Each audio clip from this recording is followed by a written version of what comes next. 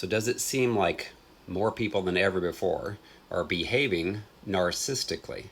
You think about it, in the past, people were ashamed if they behaved with a lot of pride, and they tried to hide that. Well, now, today, they're more prideful than ever, more arrogant and more demanding and more selfish. And it's interesting because if you think about it, you read the Bible and it talks about the spiritual roots of narcissism, which is Jezebel, the Jezebel spirit, and the Leviathan spirit. Jezebel's in Revelation, 1 Kings, 2 Kings, but also Revelation chapter 2, 18 through 23. It says not to tolerate Jezebel, which can be on a man or a woman. And in Job 41, it describes Leviathan. And in verse 34, it says it's king over the children of pride.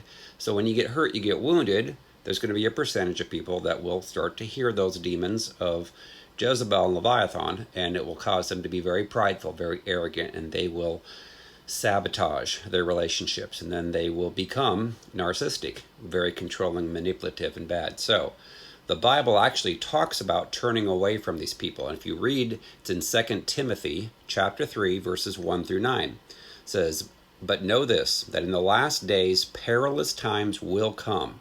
For men will be lovers of themselves, lovers of money, boastful, proud, blasphemers, disobedient to parents, unthankful, unholy, unloving, unforgiving, slanderers, without self-control." And it says that they are going to be blasphemers of good, and traitors, and headstrong, haughty, lovers of pleasure rather than lovers of God, having a form of godliness but denying its power. And from such people, it says, to turn away from them.